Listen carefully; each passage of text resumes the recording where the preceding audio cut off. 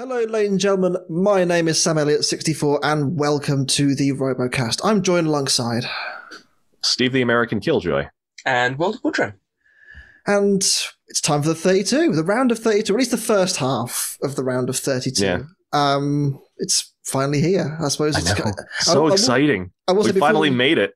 Before we crack on that, I do want to say a massive thank you to everyone who's kind of responded to the last podcast we did with Pete Abramson, because that was just... there was a lot of really nice messages that we got, and it does mean a lot, and thank you all very, very much. It is definitely appreciated. Sappy stuff out the way. We have a guest from one of the teams that's in the first half of the round of 32. Introduce yourself. Hi, I'm Jen Herchenroeder. I'm the team captain for Hijinx. Jen, welcome. This season, obviously, kind of a bit different to previous seasons for you, because you've been front and center of the team. You are the main lady. How's that been compared to previously when you have been in other teams? I think, Battle Royale in the past, and obviously Scorpios as well. How has it been being the one at the front, basically? It's been fun. It has there are a lot of behind the scenes things that you got to do that I sort of had it in my head that I know how to do all those things. Like on Battle Royale with Cheese, I was running the build for the most part, while other team members had full-time jobs, and I was freelancing, so I had more time to handle all the things. I was like, yeah, I can totally handle this. But I should have been a little suspicious at the end of season 4 when I was talking to Orion. I was like, how would you feel about me being team captain? He was like, that'd be fine. Like, why are you so willing to let this happen? What do you know? Just passing the buck over like, you can handle that, whatever. Like, easier stuff for me to do. Because obviously you were both part of Scorpios. Scorpios was his baby once upon a time. Yeah. How did it come about that you were going to branch off and make your own team? Well, I thought we both love Scorpios. Obviously, Scorpios is his own design, and he spent years refining that design, both running the team and then being behind the scenes, doing a lot of the new design, new CAD for it when Zachary Lytle ran the team in season 4.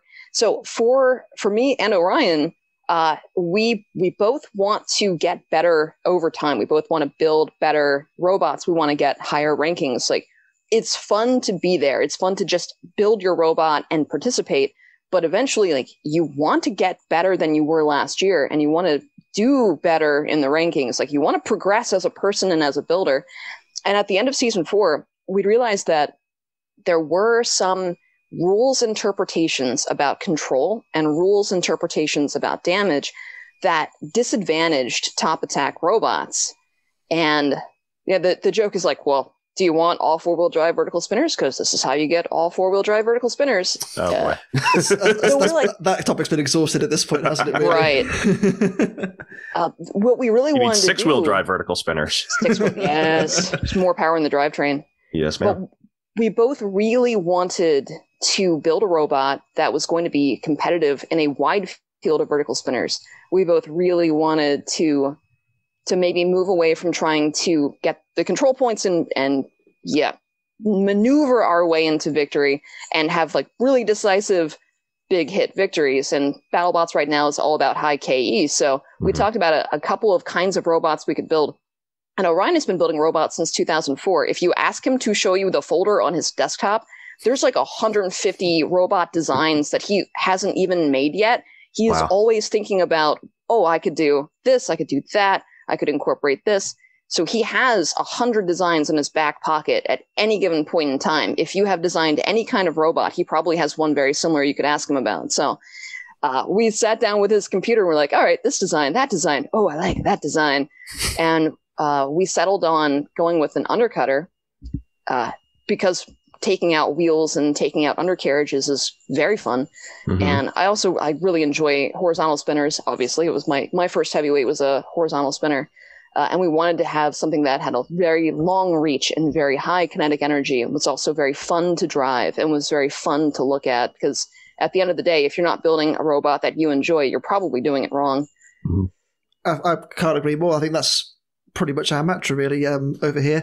Obviously, you end up with Hijinx. Let's talk about your preseason a little bit before we crack on with your fight in the 32. There was a lot of secrecy with this design. We didn't know what it looked like for the longest time. We kept asking for the revealing of the secrets, and it never came. And, yeah. I will say I wasn't disappointed, because it is pretty spectacular to look at. Because, I mean, as someone who just likes to look at all the colors, that was enough for me. And then, you see this enormous horizontal spinner, and obviously it reminded a little bit of robots you see in lower weight categories, but generally they don't scale up because of the way that heavyweights work. But you guys thought, nah, we're gonna do it.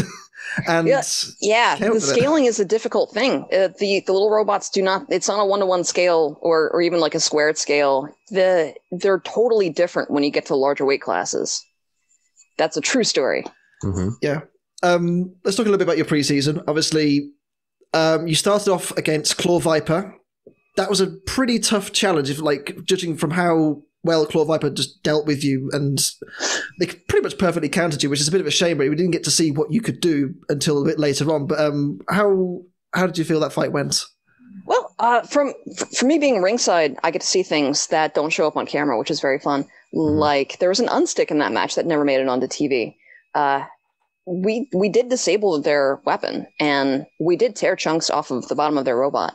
There was, for us, all the way up until the drive stopped working, we were really confident that we were going to be able to take a win somehow. Like we were going to be able to outdamage them for sure. But, grand disappointments. We did not foresee that both gearboxes for the drive on the left and the right, one broke, then the other. And it was something that we just couldn't test for back at the old hackerspace. You can't spin up the weapon and run into a wall and do that safely when there are potentially people nearby or even vehicles. So we had anticipated that when the robot made a big hit, it would move. Like the robot would respond by bouncing in the same way Tombstone does. We thought that was going to be true. For our wheels, we have 1-inch thick UHMW that is bike tire treaded, very similar to Huge's wheels, except ours are solid. The bike tire tread on that wheel on that floor actually gripped. And so instead of us bouncing away from the opponent, we tended to plant during the hit, which is all that energy goes through you into the floor. It's awful. Yeah, so all that energy goes right back up into the drivetrain. And so first we broke, a sun gear on one side, and we broke a planetary gear on the other side, and both of the gearboxes were just pooped. So you can see at the end of that fight, like we're sitting there trying to move, like no, but the weapon is still going. The weapon never stopped for the entire season and postseason. We spent so much time testing that with our big safety disc, but we had a drive failure. We immediately fixed it within an hour after the match. Pulled it out, figured out what went wrong, pulled the keys out of the drive shafts. And got like a reasonable torque spec for using the hubs as a clamp, and went back in. We've never had that problem again. So really, sucks. It was our first fight, new robot. We just didn't know that was going to happen. Yeah, and that's the thing. Viper is a great robot, though. It's got an extra 200 pounds of downforce on the magnets. It's very fast, but they did still manage to ramp themselves up over our tail, which is one of the results that we wanted for our tail wedge. Yeah. So it was very fun to watch right up until the drive stopped working. Definitely. You were winning right until you weren't. Claw Viper is a great robot. It has some testing. It showed up at Robot Ruckus a while back. So Kevin Milchewski and his team, they've done a great job with the robot. It's very fast, little brick. So to take nothing away from their victory, they did win. They came better prepared. Sure. Obviously, your second fight hasn't been aired on TV yet, so I won't dwell too long on it. It was a win against Tracer. And then fight 3, the fight against Chomp. Now, when you won this one, it showed on camera quite a lot how much this one meant to you because of the respect you have for Zoe and the team. And you mentioned taking out wheels and what have you. Did you imagine taking out legs? There was rumored that there was going to be 1 or 2 walking robots potentially at BattleBots this year. And in a field of 60 to 80 robots, the odds that you were going to fight one of the walking robots was going to be pretty low. Zoe Stevenson's robot it's such a technological marvel. What that team does is it's gorgeous. I have some pictures that I snuck under the skirt, pardon the phrasing, backstage of the feet and the legs coming together. And it's God, this is so beautiful.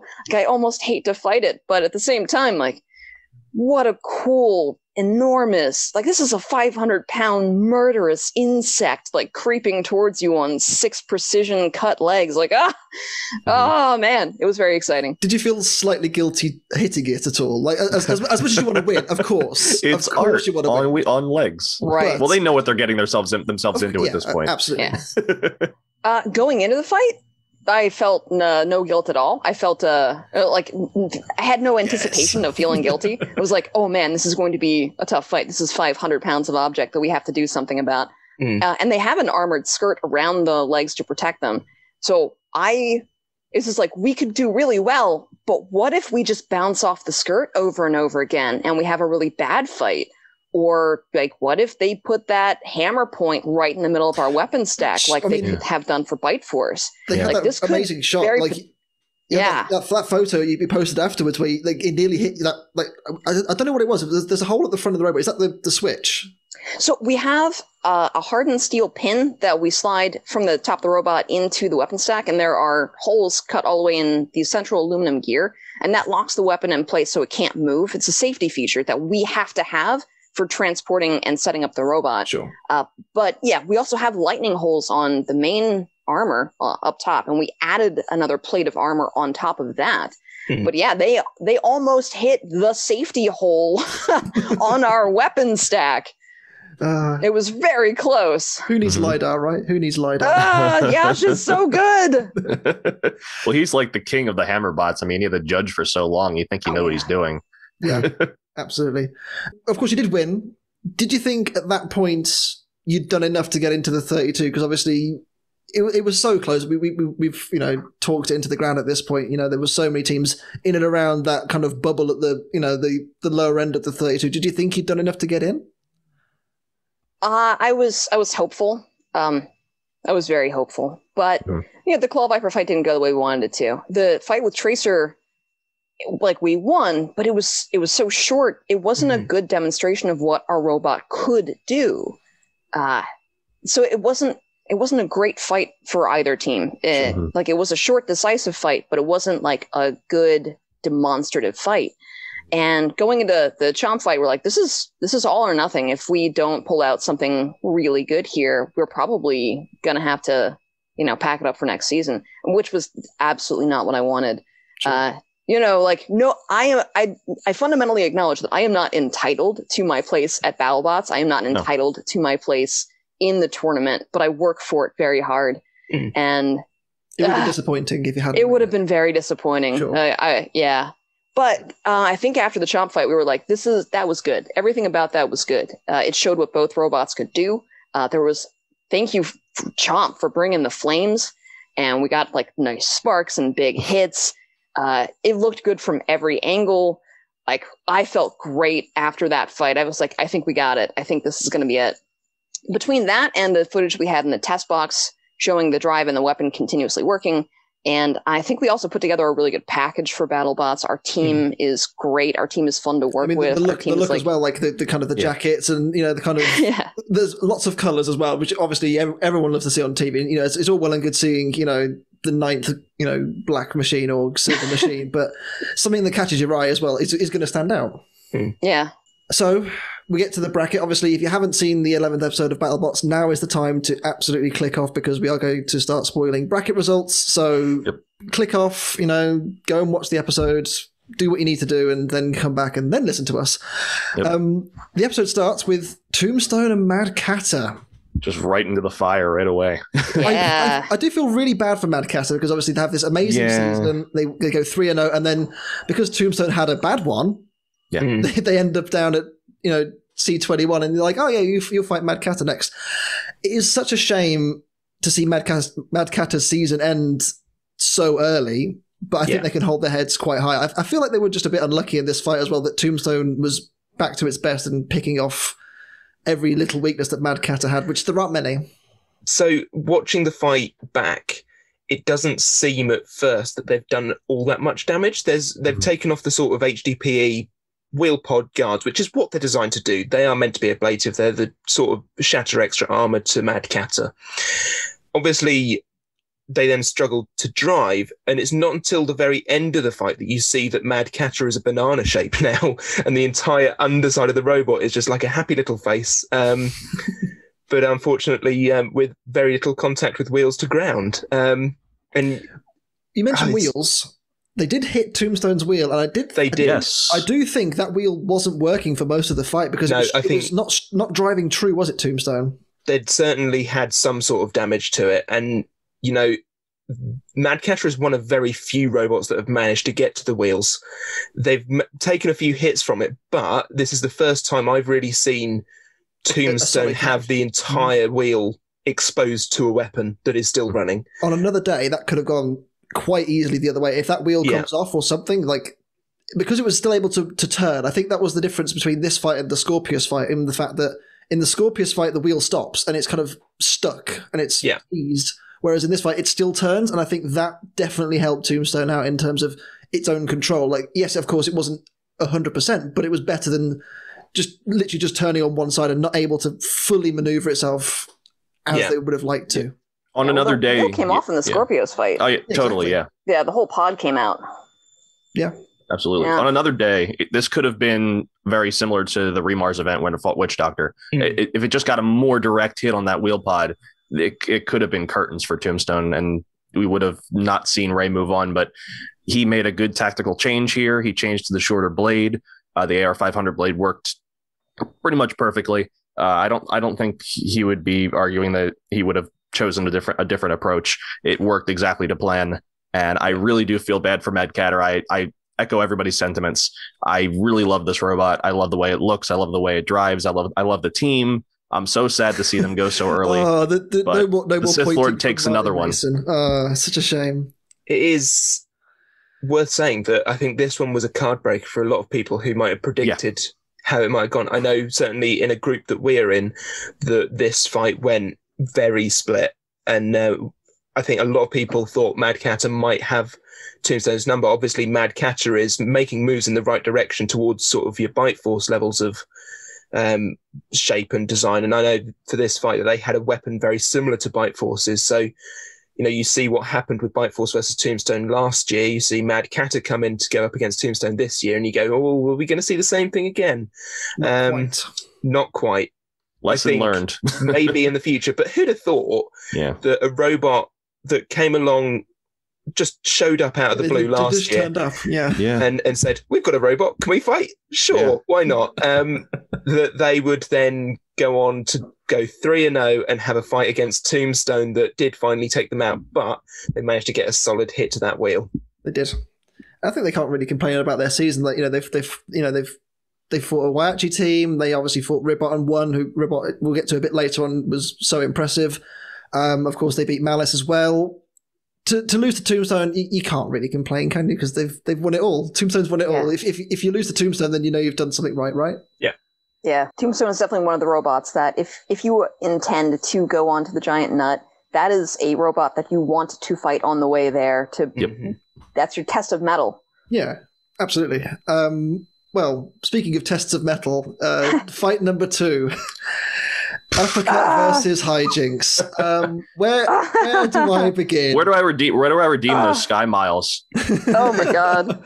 Well, first of all, obviously you get your seeding. You get seeded. Was it 29, 28, 29? 29. That's right.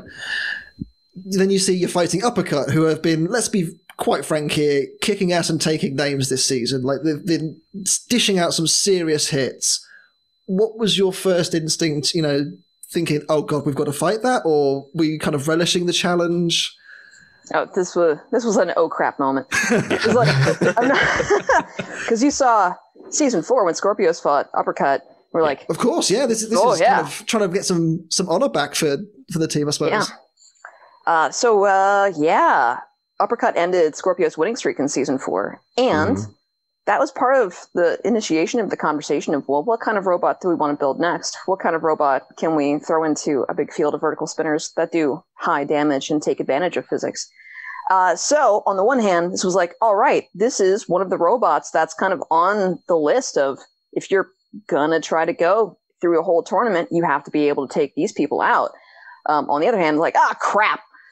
Really? Obviously, seen what they've done to Sawblaze earlier in the season. Right. You saw, and Sawblaze is another, like, they're their own legend unto themselves. Jameson Go is an absolutely legendary designer at this point in every weight class.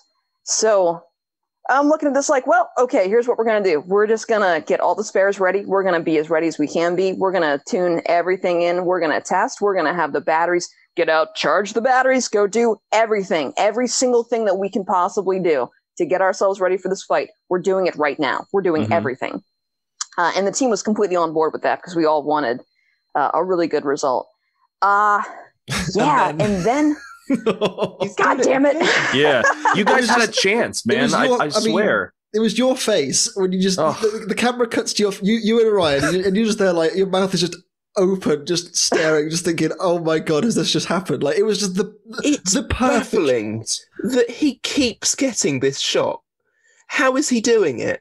How is he doing it? Just tease up the robots. He got it with Gemini. He tried it with Sawblaze, and now Hijinx comes along and has the same fate. It's the thing that I took away from this fight for me was like when you can see on the slow-mo replay a little bit more, but you can see it in normal time as well, is your blade stops like dead when you've hit it. Like it's like you've kind of connected in such a way where it's all the energy from you and them kind of dissipating all together, and you've kind of gone your own way because it's both of your weapons hitting it. I don't know if it was the weapons hitting each other or what, but that's what it looks like to me. It was direct weapon on weapon contact. I have photographs of what happened to each of those weapons after the fight that I haven't posted on social media yet because I was hoping to give people like a couple of days. Sure. Because like the episode comes out right before the weekend, and some people will save it for the weekend and sit down and enjoy it at a leisurely pace. I respect that. I watch it as soon as it comes out. Don't we all? But, so what had happened was there are two hits. There's two contacts, and the energy behind each of those contacts is massive. So on the uppercut weapon, when the end of our weapon makes contact with the middle of their weapon, and they're both, I believe they are running AR-500 as well. So we're running an AR-500 3/4-inch thick blade.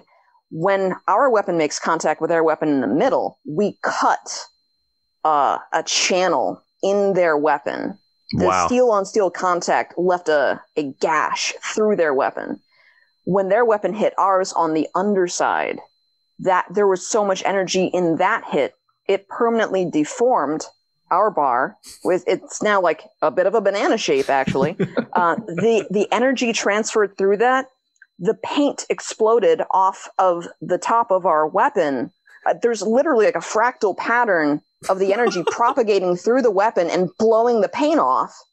And there's a blue streak on the bottom of our chassis where our own weapon deformed so much it made contact with the underside of our chassis. So like this was not just a 1 in a million hit that like we envelope perfect hit the side of the glass. The amount of energy in that hit was like an explosion. So like permanently deforming AR-500, which doesn't like to bend. That's not what it wants to do. And the paint transfer from our weapon onto our chassis, and then the fractal explosion of paint off the bar and the gash in their bar. It was like there was so much energy in this hit. Oh my god! If this were two cars running into each other, one of them was totaled. Yeah. It was spectacular. I mean, as much as the fight was very short, what a way to go. I mean, the good news about it being a short fight, because we were prepared to have like a day of hard, terrible repairs from all of the damage Uppercut was going to do. We actually just we took the bar and the tail off and swapped in a new bar and a new tail. And then we were like ready to fight. And we do keep the robot in fight ready condition because in the tournament, if you get knocked out, but then both of the people who were fighting after you, if they are both fundamentally disabled, you may be called back in because the show must go on. Yeah, there needs to be someone to take the fight, right? Exactly. So we keep the robot ready. I'll tell you this other thing as well. One of the cool things that happened at the end of the fight was there was a fabrication flaw that was actually my fault in the tail. And that forced me to go inspect all of the other tails, and I found the same kind of error. There was a there was a very good, thick, beefy weld on the top of the tail, and then running down the two side rails, there was a very much thinner weld that had gone in a bit cold. So after this fight, I also took all those tails out to Lincoln Electric. Thank you, Lincoln. They let me use their welding gear to basically cut into and re-weld the 4 remaining tails so that we would never have that kind of failure again. So every time we go into a fight, we learn something. We might find a flaw, we might find a failure, and then we immediately repair, fix, and improve the robot based on that. So there's nothing lost, essentially, for putting the robot in the arena. You will always gain some knowledge. Absolutely. No, big time. And we learned that last week from Pete. We're like, and I think he said it earlier, we're like, there's no way to test this thing outside of the battle box. And there's also a huge learning curve when you get there for the first time. A lot of these teams that just have never brought a BattleBot to the show before, if their first fight doesn't go as well as it is, cool, they just got some really good R&D, and now they can go back and fix everything that broke and then come back better. That's what's really great about this regular season format, honestly, because it's a shame to see robots that come up and have, like, Scorpius is a great example when it first showed up and it gets stuck in the screws, and you're like, well, great, cool. Now I have to wait a whole nother year to see this robot again, just because there was one flaw that we did that wasn't thought of at the time. And then all of a sudden now you drive it once and you're like, all right, next time we know what to do. And now you come back and it's even better than it was before. So there's a huge benefit to being able to get in there for the first time, maybe have everything blow up, and then come back and then go to the pits and make all your fixes. Make sure it doesn't happen again, basically. Exactly. I think as well, like as much as your season ends maybe a little bit prematurely, going out in the round of 32, were you disappointed with how it ended, or was it just kind of a case of, at the end of the day, the robot you're fighting was just too good on the day? Well, I'll tell you, there's no shame in losing to a very good robot. There's just no shame in doing your best, going into the arena, and then getting taken out by a top level robot. And it was the number 4 seed for the entire tournament. For a reason. Yeah. Like, for a reason, they've done a very good job on that. It is disappointing. I did want to go further. Yeah. I set top 16 as the goal for what I wanted the team to do, and the team was completely on board. Orion has been doing this even longer, and like before, had they? Like, even with Scorpius, hadn't made the top 16 until maybe not even this year yet, but like they hadn't made the bracket ever, which surprises me the more I think about it, because it's been so good for so long, and hasn't made that top 16. Yeah, Scorpius made top 24 in season 4, and that had been like episodes haven't aired yet, so that. To date, that is the highest they've gotten. And then the loss was to Lockjaw, another vertical spinner. Mm-hmm. So I will say, if we had been, it could have gone a lot of ways. Any robot could have a good day and take you out. Sure. Or anything could go wrong. There's so much about this that is luck. And the best thing you can do is work hard and prepare yourself and then hope that luck is on your side. This was unlucky. If the fight had gone on, it would have been a much more brutal fight. We probably would have walked away with a lot more damage. We probably would have done a lot more damage to Uppercut. We had tuned in our weapon very well at that point. I don't know who would have won, honestly, if it had gone a full 3 minutes. Uppercut is a gnarly and very powerful robot. So walking away with a functioning robot that we had spares to immediately repair, walking away with our motors intact, our ESCs intact, like the expensive electronics were all fine. Because it costs a lot of money, right, as well. Oh, yeah. That's another thing. Yeah, having a really good fight can also be a very expensive day for you. Yes. Just ask Donald Hudson. Yeah. What does the future hold for Hijinx? So is there a design in place to like avoid it from getting toastered again? But I mean, for how often that's ever going to happen. Yeah. Of course, I am respectful of that as well, but we are recording this around at the time when BattleBots applications are currently going in. So, if, of course, share as much as you're willing to share. Peter, Greg, if you're listening, Peter, selection committee, hi, how are you? I hope you're having a very nice 2021. So, list of upgrades. So, first off, we had 2 tail configurations for 2020. We had the horizontal and the vertical tail. The vertical tail had an articulated wedgelet on the end. That worked extremely well in the SlamMow fight, if you've seen Bounty Hunters. And it worked very well in the Claw Viper fight, if going back. It did not work in the Uppercut fight, and we know that now. The horizontal tail configuration, you have to watch Bounty Hunters to see what that does. It's very fun. We have a brand new tail configuration that should be better able to counter vertical spinners. And that's just thing one. We've already tested it. We went out and had a sparring match with Tantrum. Tantrum got themselves flipped over our tails. Very entertaining for everyone, and like good data, because we can't really do a lot of testing in the off season. We went out to an abandoned like airstrip parking lot and ran the robots into each other for a little while, like a little playtime. So we got the new tail. We have a new bar. We have 2 new bar options. One I will tell you about. The other one I'm going to keep in my pocket because I like having secrets. But we do have an even stouter, even beefier bar configuration for taking loads better, vertical load forces. Nice. So we're not gonna banana another bar again. So we're gonna change that. We're gonna keep the 2 bars that we currently have, and then add this new bar to the lineup so that we are more modular. We're changing the way the tail attaches to the robot. The chassis is basically getting an elongation backward. And part of that is that we're upgrading the motors from the new motor 8025s to the 8038s. And there's 2 reasons for that. One is it's been a little hard to get our hands on the 8025s. They've been out of stock for a little while, and we want to make sure that we have adequate spares. But also the 8038s are just beefier. They can take a higher amp, which means we can spin up a little bit faster. We can pour more juice into them. So those 2 motors are being moved slightly back. They won't be directly parallel the way we have it currently set up. So we're changing the weapon stack to accommodate larger motors. The drive we have already improved. We've already improved in like 3 different ways, and it's running very well. We've got gearboxes coming in that are beefier. We've got new motors. We're testing out 3 options, so I'm not going to tell you which one we're going with right now, but we've got 3 motor options on deck. We've got a new beefier gearbox on deck. We have a new we have a new hub. We have everything is going to be basically everything that worked about the robot. We are improving, and everything that didn't work, we're just throwing away. Fair enough. Oh yeah, definitely. Yeah.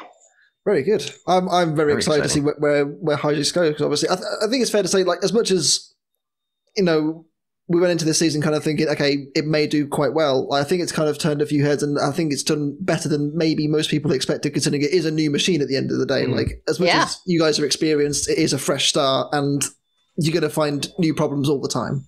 So, well done for a good season. Thank you. Thank you very much. Anytime. Fight 3.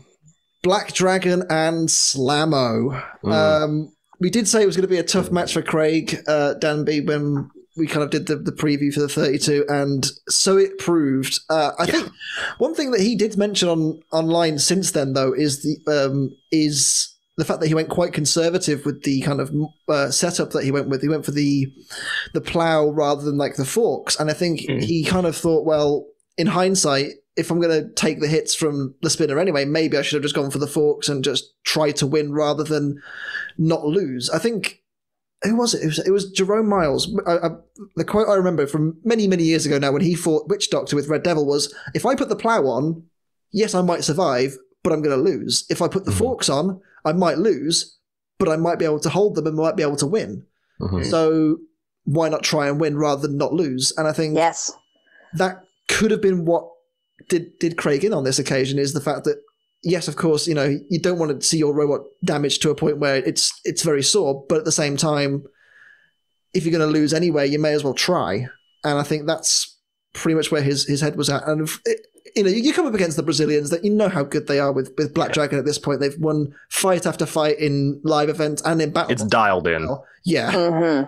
But it's a shame to see, Craig go out so early, but credit to Black Dragon, they did the job that they needed to do. Yeah. If I may take us over to a new area that I've just made called Controversy Corner, where we debunk the controversy of the week. Boy. Back off. We do need a segment for this, really, don't we? At this point. Yeah, the back off line. So to put a bit of context behind why he might have said it, first of all, adrenaline is running high. Everybody is very on edge, and it's a win-loss. You don't want to lose, and you also don't want to come out of the fight binned. Secondly, Craig has fought teams at things like Robo Games, and he is used to, or has had experience in taking late hits. from teams such as maybe Warrior, maybe the RoboBots team, but he is used to taking late hits when a robot is dead. He did not want that. Therefore, he is asking them in a way. I mean, also you've got the Perspex screen in between, which is going to be even more difficult. So he was raising his voice to be heard. I feel like back off was much nicer than what he could have said. Yeah. Then another 4-letter word that ends with K. Yes. This was so surprising to me. Like leading up to, I hadn't seen that part of the fight. I hadn't seen like that little bit, but but there was already like controversy building up, especially in the BattleBots Facebook group and other places. And so I went in to watch the fight thinking, oh, Craig said something terrible. Craig did, and then it gets to that point and he just says back off. I'm like, that's it. You're upset that he said back off. Like he'd actually say on Twitter himself afterwards, like he didn't. He says at the time it probably was a mistake, but he was, as he said, it was the heat of the moment. It was, adrenaline is running high, and as we've mentioned already, you spend thousands of dollars on these machines, thousands of pounds on these machines.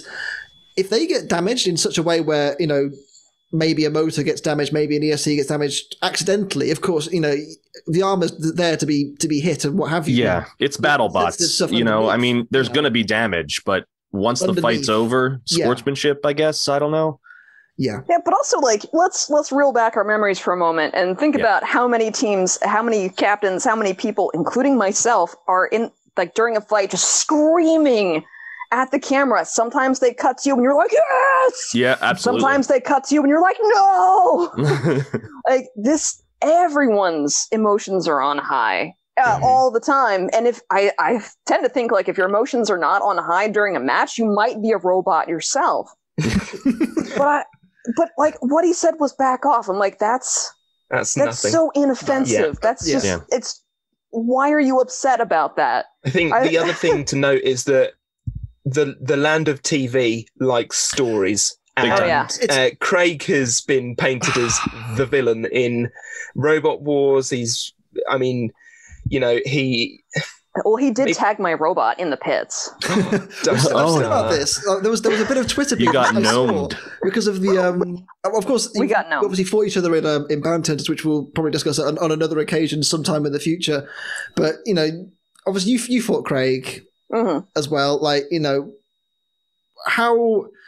what more could he have done? Do you think in this fight? Because Black Dragon is just so good, and they have. Obviously, this robot has been around for a couple of years now. In BattleBots, obviously, they've got smaller versions of Black Dragon. They've worked their way through the different weight classes with I think a similar machine. Correct me if I'm wrong, but what could he have done? Because Black Dragon is just so good. Black Dragon is very good, and they also continuously improve. And like even this season when Black Dragon fought Kraken's a very good robot at this point. It's had continuous improvement over time, and Kraken did an extremely as good a job as you possibly could do of controlling the fight with Black Dragon. And so in terms of control bots, Kraken and SlamMow versus Black Dragon, that's a hard fight for a control robot. It's difficult to say that Craig did anything wrong or that he could have done something more, like maybe a different configuration, being a bit less conservative in the pits before the fight. That's probably the only difference he could have done. Black Dragon is a hard-hitting, heavy robot, so yeah.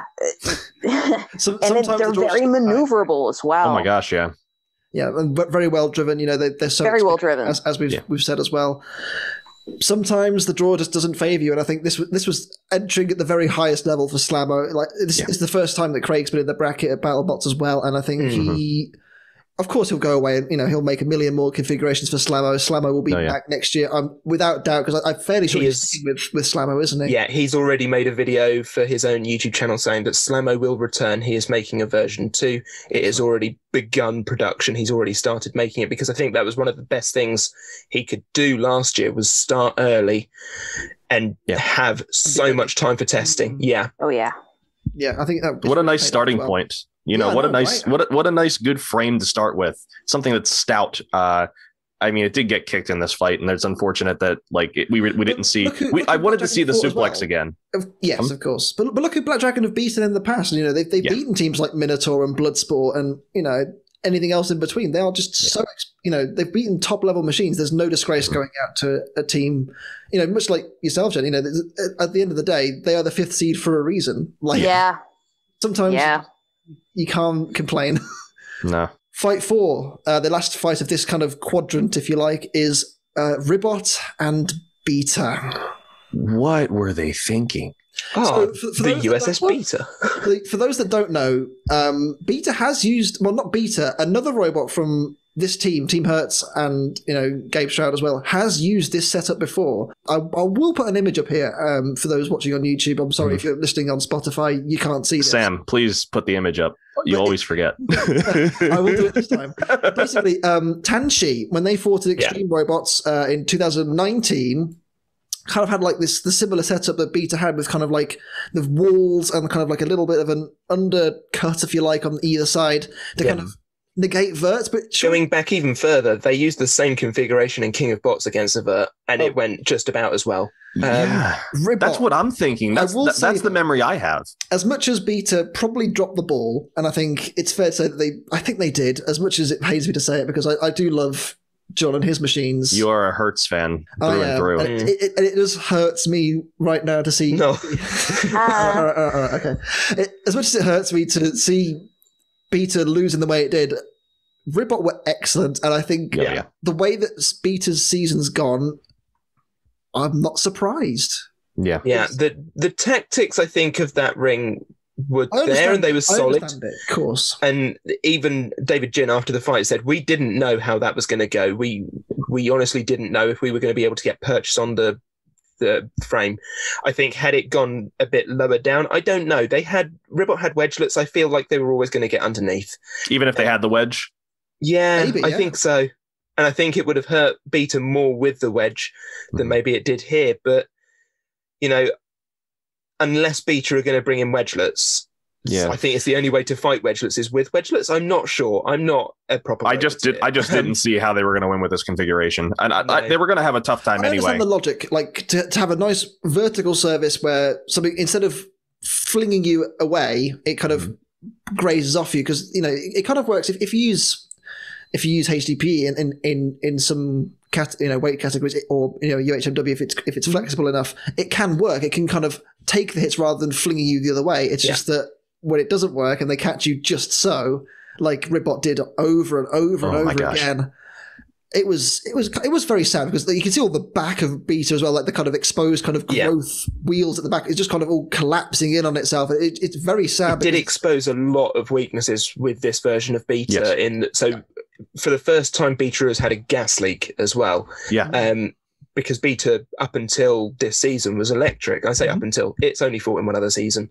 But it's always been an electric hammer. And, maybe that was, I can see why he changed to running pneumatics, because it is his bread and butter. He's always run pneumatics. But I feel like electric hammer is potentially more durable in the sense of, if you're fighting sort of multiple fights. I don't know. I think this was going to be a difficult I don't know how anything could be more durable when you're getting kicked in the face like that, honestly. Well, no, something's going to break. And Ribbot was on form. This was Ribbot back at its best, and we saw a bit of it against Axolotl, but I feel both of these have maybe had slightly weaker opponents to what they're used to. Ribbot faced 2 newcomers to get to the round of 32. Beta has faced 2 newcomers to get to the round of 32. This was, I think, other than Rotator, which I feel Beta is used to fighting horizontals, it's set up to fight them. This was its biggest test yet, and it kind of failed it. Well, obviously, Jen, you were there. We can talk as much as we want. My comfy armchair. I'm sure you can give us some kind of insight, because as much as we could say, okay, Beta maybe should have done this. What could they have done? Because Ribbot, for me, like as much as Beta weren't at the races here, Ribbot clearly were, and I feel like Ribbot just did what they did best, and they really, really took advantage of what was going on. Yeah, without dropping any spoilers, like Ribbot consistently puts on a very good show. They are consistently, again, like doing more work on the robot and improving it. But it was never a slouch robot in the first place. It's done well a couple years in a row now. So Are we sleeping on Ribbot? Is that's like as well? Are we underestimating what it can actually do? David Jin and his team, they do a very good job. They pay a lot of attention to what's happening inside of the robot. Like, you may have noticed this year, they actually did a bit about the telemetry setup for huge tactical advantage. Yeah. And I'll be honest with you, like last year, me and two other teammates on Hijinx, like we talked about doing telemetry and having like real-time data feedback on what the weapon was doing, like in the case that we might want to tone things down or amp things up. And ultimately the telemetry package that we had for the robot, we left out because like developing it and installing it and using it was like, honestly, we're about to go into this fight. We're going to go as hard as we can for 3 whole minutes. If the weapon is overheating, we're probably just going to keep letting it overheat. Send it. But Ribbot, they've thought very long and very hard about how to maximize every system on the robot. That kind of careful thinking is important. I don't know that Beta could have done, like aside from a different configuration, I don't know there's anything you can do to counter the damage Ribbot's going to deliver to you. The only thing they could have done was change the armor configuration. And beyond that, it was a matter of being durable enough to take the hits and delivering your own damage to them in return. And it just didn't go in their favor. Yeah. No, it didn't. Let's move on to fight number 5. A rematch from last year in Whiplash and Huge. 2 great teams. And unlike last year where it was a very, kind of cagey match between the two, this was absolute domination from Whiplash. Like, I didn't even think you could control Bot Huge like that. Like, that's ridiculous. I mean, when we talked to Matty Vasquez, you spoke about how they didn't give Valkyrie an inch. And it was the same here. It was absolutely the same here. When speaking to Matty, it was obvious that he was more confident in this year's setup with Whiplash, with the new wheels, with the new protected weapon chain. Everything was where he wanted it to be if this fight were to happen again. And he learned a lot from fighting Huge last year. So I think it was going to be a very difficult run for Huge. But you almost expect to see it because of the rankings of the robots in their seedings.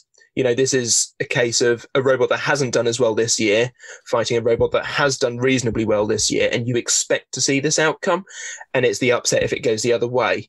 I think it was great to have this matchup again.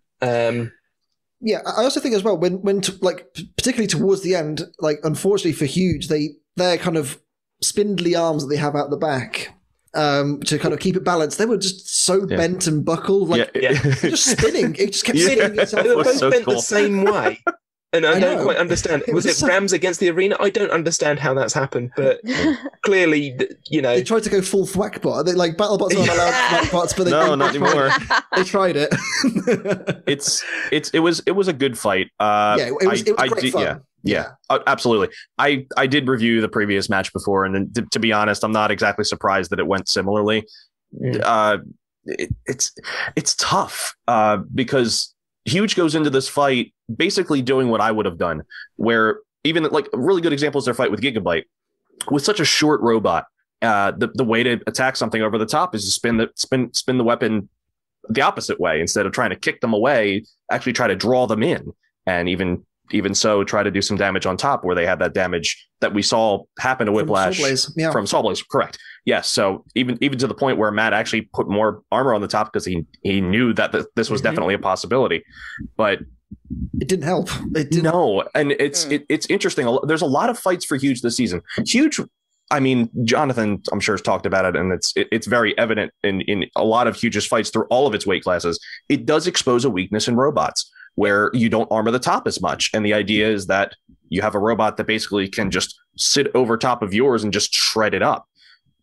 It's interesting to see it kind of have a reverse meta effect, where now robots are really finding ways to Huge. Exactly. I mean, Jonathan did say in this episode that Whiplash is a worst case scenario. I think them Saw Blaze, there aren't many robots who can I would say the Hydra body. Cage is a worst case scenario, Jevin. Well, that is. We've spoken about that more than enough. Come on. My blood Sorry, I'm a pot stirrer. Again. I can't help it. I think robots who are designed to look the way they are full time, that then have a weapon that can reach Huge is. Well, that's the thing as well. Whiplash can hit Huge with its own weapon. Like, yes, many teams can. They do don't that. have to adapt that much to fight Huge. I mean, they put the big, tall front plates on, which I'm glad to see back again. Yeah, and working this time. It's very effective. Well, yeah, good stuff from Matty. Obviously, yeah. Talk us through it from your perspective, Jen. No, I think you've got it. You've got it pinned down. Like, Whiplash really is a worst case scenario robot for Huge to fight, and part of it is the reach, because they have the arm and they've got the articulation to get up and touch Huge in a way that, like, my robot can't do that. Well, we were actually kind of cut the wheels towards the bottom. You'd have to cut the wheels down to the point where you can actually reach the body. You know, just kind of like shred them slowly like a cheese grater. Yeah. I'll tell you this. In the preseason, Orion and I had talked about, like, what are the robots we might want to fight? And it was like, well, what about Huge? And he's like, I don't think that's going to be a good fight for us in any of the ways. So I was like, what if we start upside down? He was like, no, Jen, no. Don't do it. Please. Maybe next season. Maybe. Orion is a better strategist than I am. I just want to see cool things happen. Don't we all? But I mean, it's true though. The only thing that our robot could do against Huge is, like, sharpen up the teeth and try to take out the wheels. That's it. Mm-hmm. That's our only. I mean, your robot is designed very much like a bike rack, that it could potentially push it around as is. You know. Yeah, we just got to be able to, like, take all the hits. We have to bring back the chomp top armor for that fight. Mm-hmm. But no, I think you're dead right about this one. It was going to be a really difficult fight for Huge, and it turned out going that way. I think they fought them twice in 2 years as well. The fact they had to fight them again, you know. Yeah, but it's also like, these are two great robots too. So like, watching that fight was wonderful, and Jonathan Schultz as the driver, like, he was doing some excellent maneuvering on those wheels to try to counter what Matty was doing. And I think Matty acknowledged that right after the fight. He was like, he was doing a very good job of turning his wheel into me so that I couldn't get all of the control that I wanted in the inside of the robot. He got that. I think one it was a very time. well-driven fight. Yeah, he got in there one time perfectly slotted in underneath him, and he was like between the wheels. It was so cool. Yeah. It was great stuff. It was a great fight from the two as well. You know, I think this was the only fight that went to the judges, I think, in this whole episode. And, you know, credit to them both. They did put on a great show to. Yeah. Once again, you know, those two teams, you know, I want to see them fight every season. I don't care if the result's the same. It's just great to watch. Quite a rivalry showing up, huh? Maybe maybe Hexbug will pay attention to that. Who knows? You know, I want more Hexbug toys, man. There's too few of them. I need more. So if Hexbug are going to make a Huge, they need to follow my sage advice and go rechargeable battery so that we can actually have a battery pack fit inside Huge, because otherwise the AAAs aren't going to fit in there. How's that going to work? They have AAAs attached to the wheels or something. I say kids just making little bike racks and attaching it to all of their robots. No. Stop it, kids. Let's move on before Jevon's blood pressure goes. Let's talk about... I blame myself. This is my fault. SubZero and Valkyrie is number 6. What a fight. Oh my God. I thought for a brief moment, because that first exchange where SubZero gets its plow to Valkyrie and it's turned it round, I thought, oh my God, it's happening. Yeah, SubZero taking a leaf out of the Lockjaw playbook with the triangular sort of plow thing. And, you know, Valkyrie got thrown into the wall. Oh, it God. really did get thrown. I almost thought, like, for a second there, I was like, oh, Valkyrie almost did the envelope slot. I thought it was going to happen. It was so close. So they bounced back, and I was like, whew, good Lord. If two horizontal spinners had exited the arena in the same way on the same episode, I think you should play the lottery that day. What are the odds? But I'm so glad they bounced back. I mean, what a great fight after that as well. SubZero just taking hit after hit, like, as it's known to have done over the years. At this point, they've done it for, you know, they've kind of made a name for themselves for being this is, hard I to think, kill. the first time that this version of SubZero has been the "you can't kill me yet, you can't kill me yet, I'm going to keep fighting." I don't think we've seen it much with this version. This version is now dialed in. I feel they've really got it to a good a good point where, even after they've taken some damage to the backplate and the flipper, they were still getting flips in there and they were still taking the hits. And, it was a really good back and forth. And the team did say at the end of the fight, that was a really good fight. And no shame to going out like that. Valkyrie was destructive. It really was. Valkyrie is ready to make a run. It really is. I can't believe it because it's. They have been threatening to do so for the last couple of years. Yeah. They've been hitting so hard for a while now, but the problem is that they haven't had the longevity to do so. They kept breaking down. And their lower weight classes also show the same. You watch Norwalk. Their foiled series is basically little chibi Valkyrie. Yeah. It has a hard time, one, keeping its weapon going, and also the drive. It's got the same problems. But if you could keep both of those going and really have this thing punch into your mouth real hard of your robot, this thing is a world killer. It hits as hard as Tombstone, if not harder. And they have so much going in and R&D, and this thing has broken so many times. So once again, you go back and fix everything that breaks, it comes back. It is really scary. Yeah. So I am worried about his next fight with Whiplash. Well, Whiplash again. I know. They've just fought. That's a bad luck. Yeah, that's a bad luck draw, I think. It's giving me shades of Overhaul and Lockjaw from season. Yeah, definitely. I mean, how are they going to change tactics is my question. What else could they do? Well, the weapon died last time, didn't it? And I feel like as much as Whiplash, we've as I said, I've said it before, we've waxed lyrical about the way that Matt drives and keeps the pressure on teams. That is true. At the same time, when they fought last time, the weapon did eventually stop. But not before that, they'd already taken a huge chunk out of that wedge at the front. I do wonder if Valkyrie can keep that weapon going for 3 minutes. Yeah, just another 30 seconds. It could be a different story. It really could be. Because you saw how Whiplash was just getting flung across the box. It was like it was nothing. So I think Whiplash is still the favourite. I think Whiplash is still the favourite. But if Valkyrie can keep it going for 3 minutes, it could be a different story. It really could be. I suppose we should move on to Malice and Gigabyte.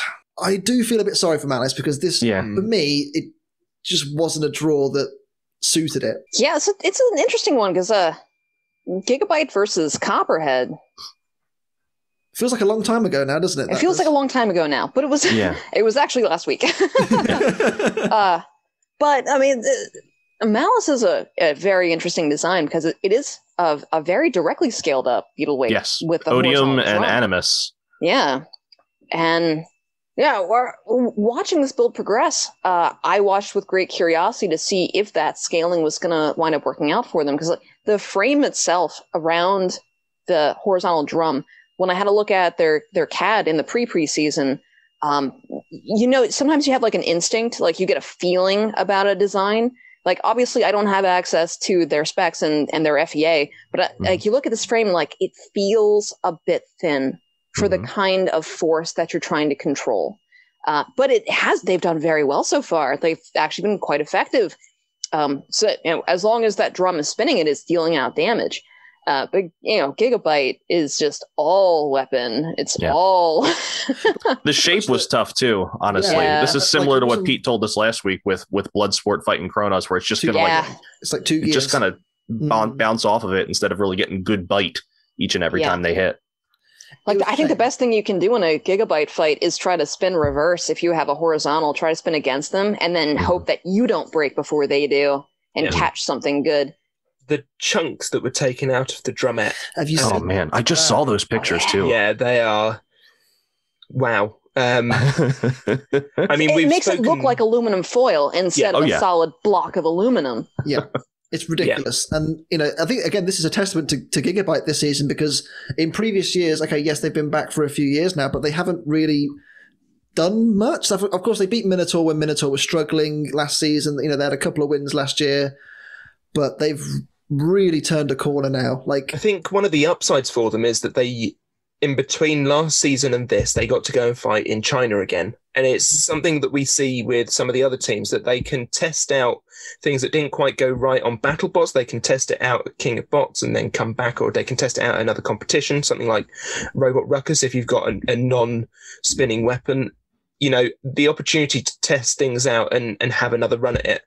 The difference between Gigabyte and Megabyte was always massive for me between the two versions, the one we saw in BattleBots and the one we saw in King of Bots. This time, this is what the one in China is, basically. It is really quite the monster, and it is it's breaking things. It's breaking many, many things. It is It's breaking hearts. It's crushing dreams. It is. I mean, I will give the Malice team enormous credit for massively celebrating them even losing at the end of that. Like, Oh yeah, David's scream. Great. That was so good. yeah. Ah. That was a great fight to watch. I was not ringside for that fight, but like it was yeah, there's just so much energy in it. And I think the entire Malice team, like they love it. They love being there, and you can see that. And it's really fun to see them win or lose. Like they are clearly there because they want to be there, and that's great. Yeah, absolutely. They got close at one point to riding up the entire sort of Gigabyte wedge Oh yeah, and taking the pole. that would have been so cool. to see. Yeah. As if they just, okay, we're going to use you like a stump ramp now. What might have been, but sadly, Malice, their season comes to an end, maybe a little bit prematurely, but they can be happy with how they've done. I think they've proven their point. I think that's fair. Definitely. Fair We were definitely worried about the. I think I can even go back to when we were first talking about and previewing these rows. We were worried about its durability, but it really took a beating in this fight. And it went on for about a couple of good couple of minutes as well. Like they took some good hits, and fair enough to them. They lasted against a top quality machine in Gigabyte. Mm-hmm. And the last fight of the episode is Hydra and Hypershock 1-32. I, for a brief moment, thought that Hypershock was going to do it because Yes. that first big, like for the first 30 seconds, Will is just driving circles around Hydra. Hydra doesn't know what to do, and he's just like Hydra is once again getting stuck on the floor. Yes. Yep. It is so And low well that it's seasoned floor. taking off those pods at the front as well, just before the fight, just to get in his head that a was little wonderful. And I think they really did get into his head because he was flipping like mad, going, I'm going to hit, and never did. And I thought, wow, if this is how he's going to continue this fight, he's not pressuring these flips very much. No. If Will can get round and hit something vital, which he did at one point, then that first big, you see Hydra just like fly to the other side of the arena. You thought, oh my god, it's happening, and the weapon died. Yeah. Yeah. And then the fight kind of took a bit of a turn. Yeah, like right after that hit. Hydra. Very impressive after that point, but I think a bit of a scare, and I think as much as they have been very good this year, there is that doubt, like, can they take a hit? Because yes, we've seen them fight Minotaur in the past, and they didn't last very long against them. They took that huge hit from Hypershock, and I think it did rattle them, and I do wonder if the weapon kept going, would it have gone the other way? And I think we almost saw that earlier in the season with Witch Doctor, honestly. I mean, Witch Will Doctor, said, not Will. What's his name? Mike? Jake, that's him. Jake. Steve? Jake said in his pre-fight interview that Hypershock is more dangerous to them upside down. It can connect better upside down. So, flipping is always a risk for them.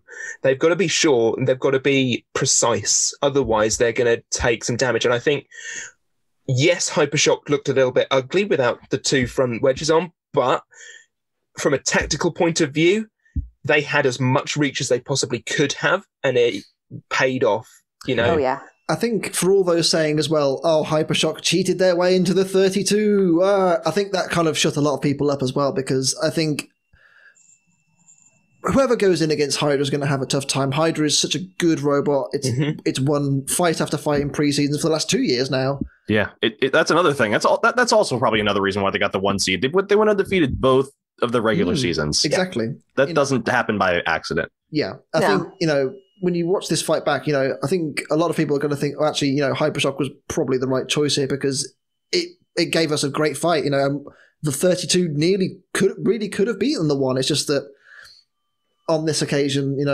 Hypershock came over all Hypershock and what a way to go.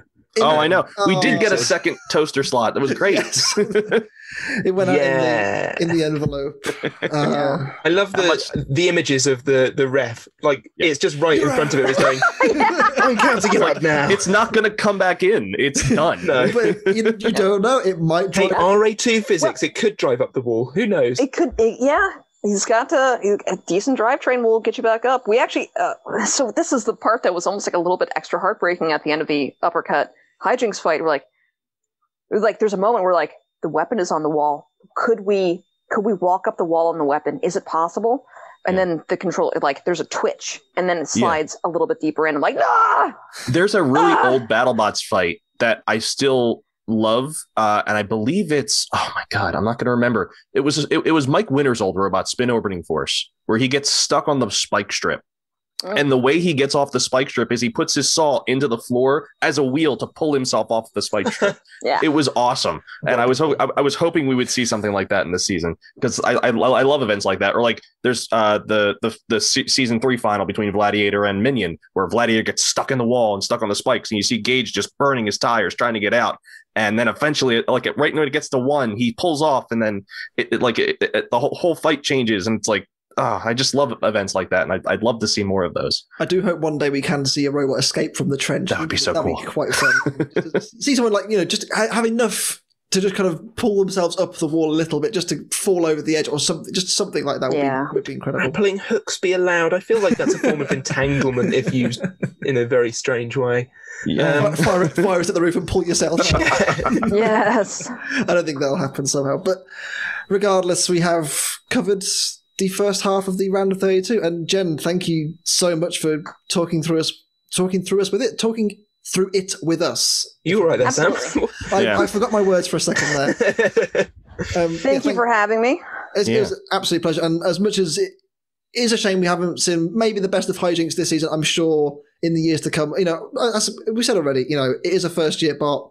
Yep. If you compare it to where other first years have been this year, it's been up there. So it's been great to see how Hijinx will progress in the future. Yeah, with the blessing of the selection committee, we will be back with an improved robot, and I'm looking forward to that every day. We're working on it every day. Selection committee, a note to you: if you don't want a season full of vertical spinners, get an interesting design like Hijinx. That's what you got to do. There you go. It's very, very easy to do. With all that said, though, I am Sam Elliott 64. I'm Steve the American Killjoy. I'm World of Woodrow. And I'm Jen Herchenroeder. And the three of us, at least, will see you next week for the second half of the round of 32 bracket. We'll see you then.